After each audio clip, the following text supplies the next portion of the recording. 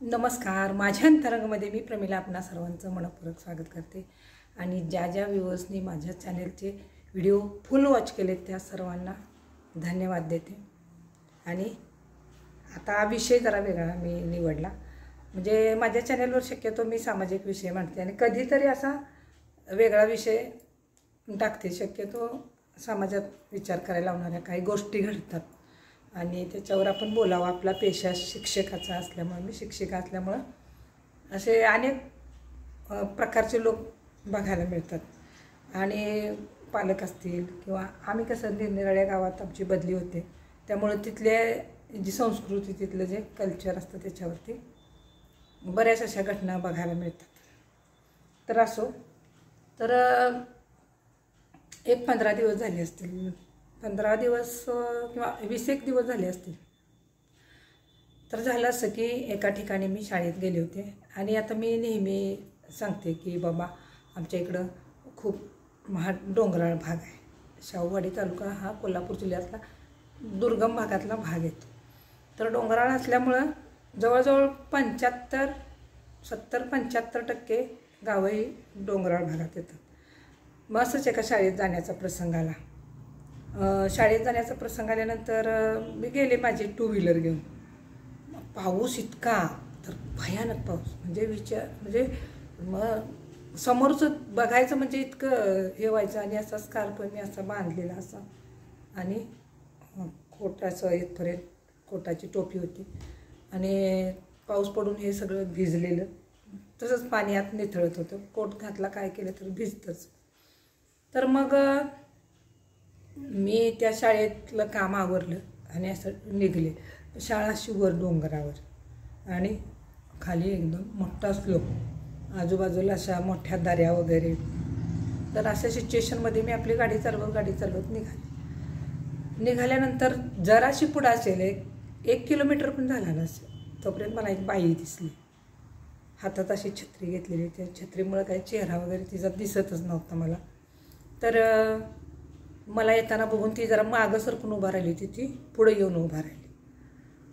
येऊन उभा राहिल्यानंतर मी समजून गेले की हिला खाली कुठं तर गावात जायचं असणार म्हणून ही यायला लागली. तर इतक्यात तिनं हात केला. म्हटली हो थांबा जरा, मला खाली जायचं आहे. तुम्हाला कुठं जायचं आहे? तर मी म्हटलं मी बांबवड्याला जाणार आहे. तर म्हटली बरं झालं तुम्ही गाठ पडला, ते मला पण बांबवड्याला जायचं आहे. म्हटलं ठीक आहे बसा. पण असं झालेलं की ती गुडघ्यापासून खाली ती पूर्ण भिजली. तर म्हटलं गाडीवर बसला तर परत तुम्ही भिजणार? तर म्हटली नाही. म्हटली मॅडम माझं म्हणजे महत्त्वाचं काम आहे. म्हटली असू दे, भिजू दे, सुकते म्हटली थोड्या वेळात. बरं ठीक आहे म्हटलं, मग बसा म्हटलं. मग आता आमच्या भागात आल्यानंतर थोडा डोंगराच्या वरती चढावरती फार पाऊस असतो. जरा खाली आलं की थोडं प्रमाण त्याचं कमी झालेलं असतं. मग असं एक 5 मिनटं झाली असतील गाडीवर बसून तिच्या. तोपर्यंत आमचं काय बोलणं चालू नव्हतं. जे गाडीवर बसताना जे बोलणं झालं होतं तेवढंच.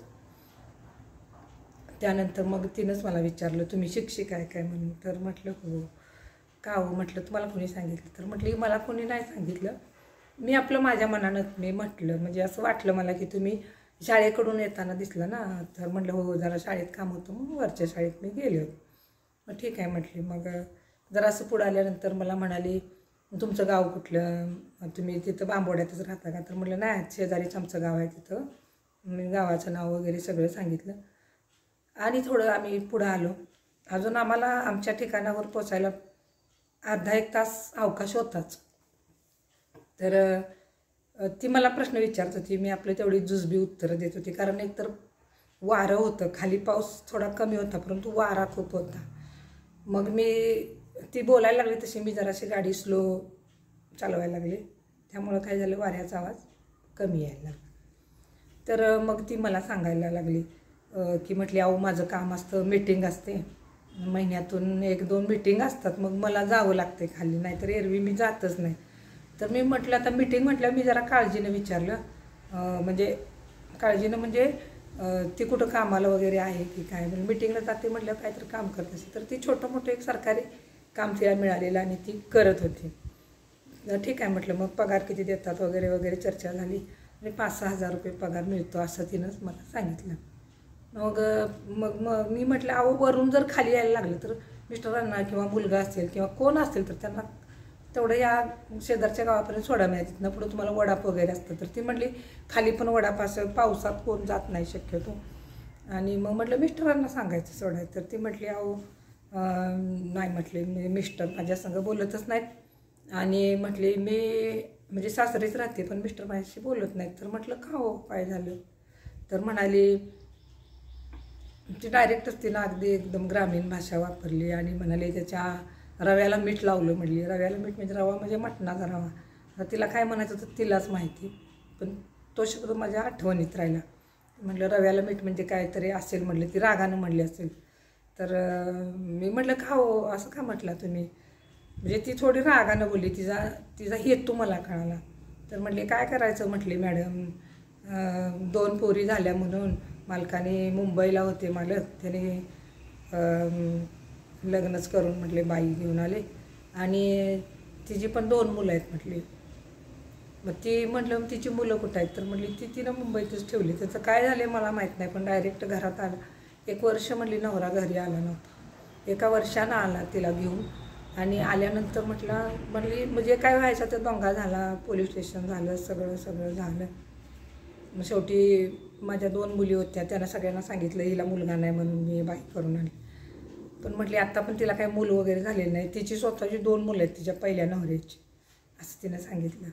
तर म्हटलं मग तुम्हाला कोण बघतं. तर म्हटली मी हे काम स्वीकारलं, जे आता काम कोणतं करते ते मी काय सांगणार नाही, पण ते काम करते ते सरकारी आहे. आणि तिचा म्हटली मला मोबाईलला 5-6 हजार रुपये मिळतो. मग मी पोरींना शिकवायला सुरुवात केली. कारण म्हटली घटना अशी घडली की 15 रुपये फी भरायची होती, परीक्षेची फी. 15 रुपये माझ्या नवऱ्यानं माझ्या मुलगीला दिले नाहीत मॅडम. आणि 15 रुपये न दिल्यामुळं म्हटली माझ्या मनात त्या गोष्टी कुठं तर राहिल्या आणि मला खूप वाईट वाटलं. आणि मी ठरवलं की मुलींना शिकवायचं. आणि मी खरोखर म्हटली मुलींना एवढ्या कमी पगारात शिकवलं. मी शेती केली नाही, मला शेती दिलीच नव्हती. मी कुठल्याही प्रकारचं माझ्याकडे जनावर पाळलं नाही. आहे हे काम करायचं. आणि म्हटली परडा होतं छोटंसं, परड्यात काय भाजीपाला पिकल तेवढ्यावरच गुजराण करायची. नाही वर्षभर म्हटली 2 साड्या नेसून दिवस काढले. पोरींनी 2 ड्रेसवर शाळा शिकल्या. पण म्हटली आज म्हटली माझ्या मुली दोन्ही पण मुली सर्व्हिसला आहेत, सरकारी नोकरीत आहेत. दोन्ही मुलींना मुलं झाली. आणि म्हटली अशा मुली माझ्या येतात थाटात की म्हटली अगदी म्हणजे व्यवस्थित त्यांचं पॉशमध्ये येतात, मला चांगल्या साड्या घेतात, सगळं व्यवस्थित. पण म्हटली एक असा प्रसंग होता की सुट्टी दिवशी म्हटली मी दुसऱ्यांच्या शेतात बांगल्या जायची, का तर पैसे पुरत नव्हते, घरातल्याने शेती दिली नव्हती. आज माझी परिस्थिती पूर्ण बदलली. आता बघा मगापासून मी ज्या बाईला अशिक्षित समजत होते ती बाई 12वी पास होती. ती मुंबईत राहिलेली होती. तिचे वडील चांगल्या ठिकाणी नोकरीला होते, परंतु त्यांना पॅरालिसिसचा अटॅक आला म्हणून ते गावी येऊन राहिले. आणि परिस्थिती आर्थिक खूप बिकट झाली, त्यामुळं त्यांनी मुलींची लग्न करून दिली. आणि तिला असं हे स्थळ मिळालं. 2 मुली झाल्या, फक्त नाव मुलींचं होतं. अगोदर नवरा मुली झाल्या म्हणून काय बोलत नव्हता. तर जेव्हा त्याला ती बाई पसंत आली 2 मुलांची आई, तेव्हा तो तिच्याशी लग्न करून आला. तिथं म्हटले काय मॅटर झाली मला माहीत नाही, परंतु इथं मी खूप त्रागा केला, दंगा केला, सगळ्यांना सांगण्याचा प्रयत्न केला, काही ऐकलं नाही. परंतु आज म्हटली ती दोघं बाजूला त्याच घरात ती राहते, परंतु ती शेजारच्या घरात राहतात, म्हणजे त्यांचंच घर आहे. परंतु म्हटली मी हे 25 वर्ष झाली म्हटली माझ्या लग्नाला.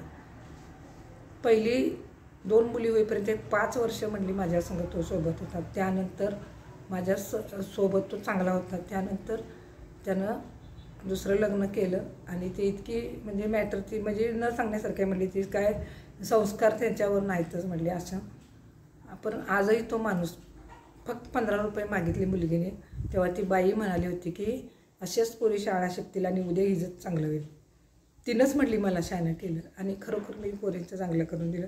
आज म्हटली दोन्ही पोरी सरकारी नोकरीत आहेत. 1 महिन्यात ती 5,000 रुपये पाठवून देते, दुसऱ्या महिन्यात ती 5,000 रुपये पाठवून देते. तर म्हटली माझा पण पगार आहे 5-6 हजार रुपये.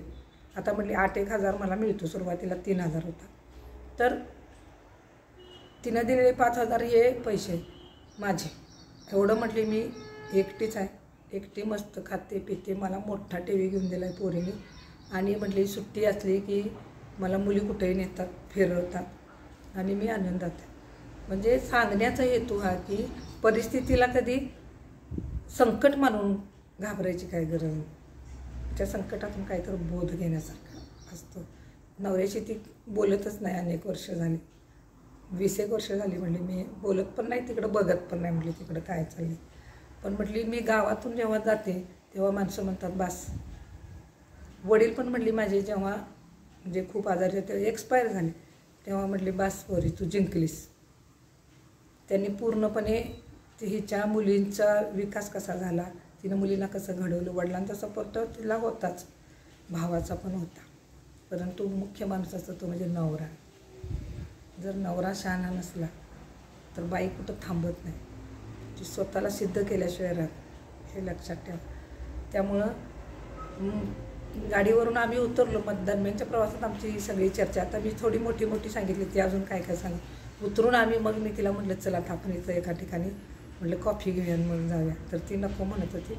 म्हटलं चल तू म्हटलं खरोखर म्हणजे एक गौरव करण्यासारखं तुझं गुण आहे. म्हटलं बघ म्हटलं तुला असं वाटत असेल की मी एवढं काय मोठं काम केलं नाही, तू फार मोठं काम केलंस. म्हटलं तू नवऱ्यानं सोडून दिलं म्हणून त्याच्या पाठीमागं लागत बसली नाही, तू मुलांच्यावर फोकस कर. आज समाजात कुणाला नावं ठेवणार लोक, नवऱ्यालाच ठेवणार.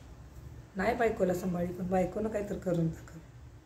तर ही एक जिद्दी बाईची ही खरोखरची घटना आहे आणि सॅल्यूट तिला. बसून नाही, उभा राहून टाळ्या वाजवल्या पाहिजेत, अशी तिचं ते कर्तृत्वाची तिची कहाणी. आणि मला ती खूप भावली होती आणि मला ती तुमच्यासमोर मांडायचीच होती. तर म्हटलं थोडे दिवस जाऊ देत आणि आपण ही गोष्ट सर्वांना सांगा. तर आवर्जून सांगा कुणासोबत असं घडलं असेल आणि असं जर कोणी प्रेरणा घेऊन एक वेगळं जीवन जगून स्वतःच्या नावाचा झेंडा लावला असेल तर त्या बाईला सॅल्यूट. आणि तुम्ही देखील कमेंट बॉक्समध्ये जरूर असं कुणाचा अनुभव असेल तर 2-4 ओळी नक्की लिहा आणि कमेंट बॉक्समध्ये जा.